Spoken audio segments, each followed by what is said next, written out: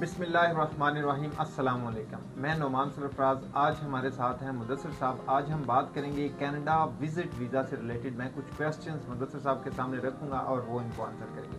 अच्छा मुदस्सिर साहब, सबसे पहला क्वेश्चन है, कनाडा विज़िट वीज़ा अप्लाई करने के लिए बेस्ट टाइम कौन सा? ये क्यूरीज जो है ये अक्सर हम पूछी जाती है, मैसेजेस भी आते हैं और कॉल्स भी, कि हमें कब वीज़ा अप्लाई करना चाहिए कनाडा के लिए। From April to September is the best time to apply for Canada visa, because Canada में शदीद सर्दी, स्नोफॉल होती है और 6 महीने तक वहाँ पे मोस्टली जो टूरिस्ट अट्रैक्शन होती हैं वो बंद रहती हैं। लेकिन जो बाकी 6 महीने हैं पूरी दुनिया से टूरिस्ट वहाँ पे विज़िट करते हैं। तो अगर आप कनाडा का विज़िट वीज़ा अप्लाई करना चाहते हैं तो आपको अप्रैल से अपनी फ़ाइल सबमिट कर देनी चाहिए। Now it's a peak time to apply for Canada visa, because अब जून जुलाई चल रहा है और इसके बाद साथ में समर हॉलीडेज़ भी हैं। तो अगर आप कनाडा का विज़िट वीज़ा अप्लाई करना चाहते हैं तो this is the right time. Thank you Mudassir साहब। अच्छा, नेक्स्ट क्वेश्चन हमारा है कि कनाडा विज़िट वीज़ा अप्लाई करने के लिए कौन से डॉक्यूमेंट्स रिक्वायर्ड हैं?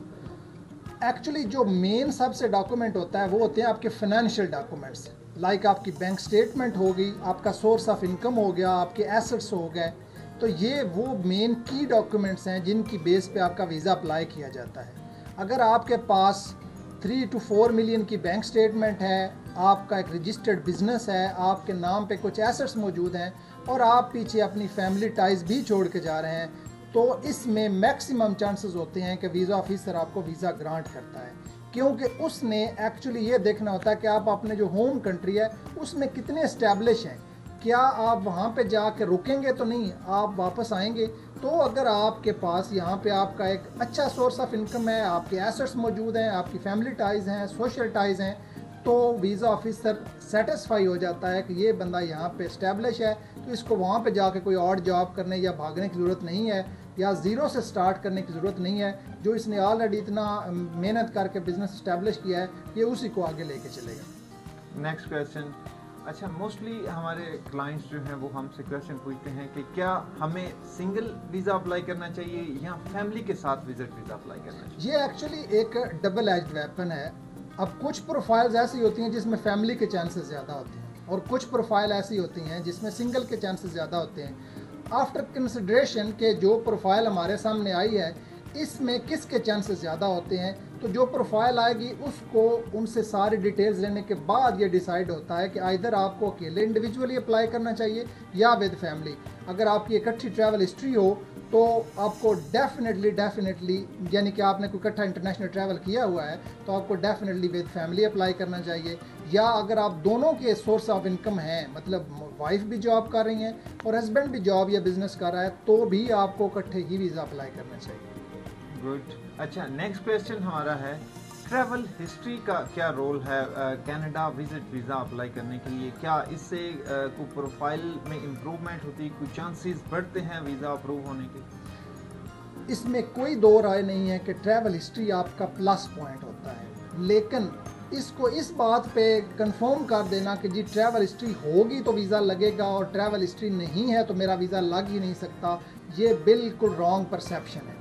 बगैर ट्रैवल हिस्ट्री के भी वीज़े लगे हैं और ट्रैवल हिस्ट्री के साथ भी वीज़ा रिफ्यूज़ हो सकता है।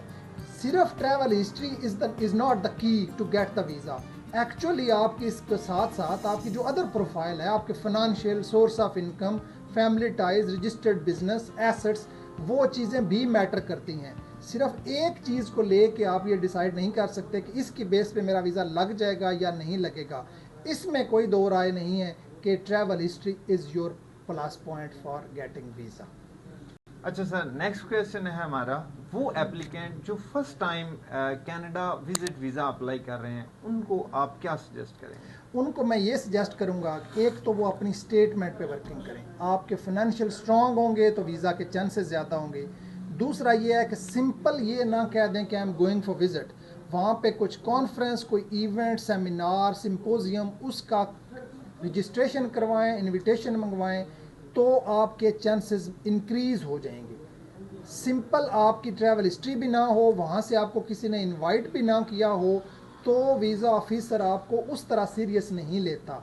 हाँ, अगर आपके फाइनेंशियल एक्स्ट्रा ऑर्डिनरी स्ट्रॉन्ग हैं, आप टैक्स पेयर हैं, बड़ा अच्छा, आप चैम्बर ऑफ कॉमर्स की मेंबरशिप है, एसेट्स भी हैं, तो ये भी कोई बात नहीं कि कोई बंदा पहली दफ़ा विजिट पे नहीं जा सकता कनाडा के लिए। Everybody has right to visit anywhere. अच्छा जी, नेक्स्ट क्वेश्चन है कि आफ्टर वीज़ा अप्रूवल जब एप्लीकेंट कनाडा विजिट करता है तो उधर उसको किन चीज़ों का ख्याल रखना चाहिए ताकि उसके वीज़ा या उसका जो स्टे है उस पर कोई नेगेटिव इम्पैक्ट ना आए? फर्स्ट ऑफ ऑल तो ये कि वो कंफर्म रिटर्न टिकट लेके जाए।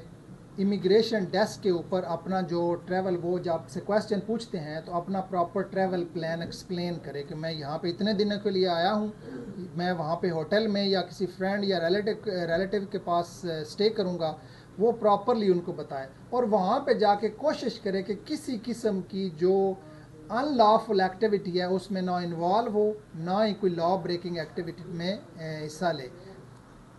टू दी पॉइंट जो उसके जो प्लान में शामिल था उसके अकॉर्डिंग अपना स्टे करे और विद इन टाइम अपना वापस बैक होम जो है वो आए, ताकि नेक्स्ट टाइम उसको एंट्री पे किसी किस्म की प्रॉब्लम ना हो।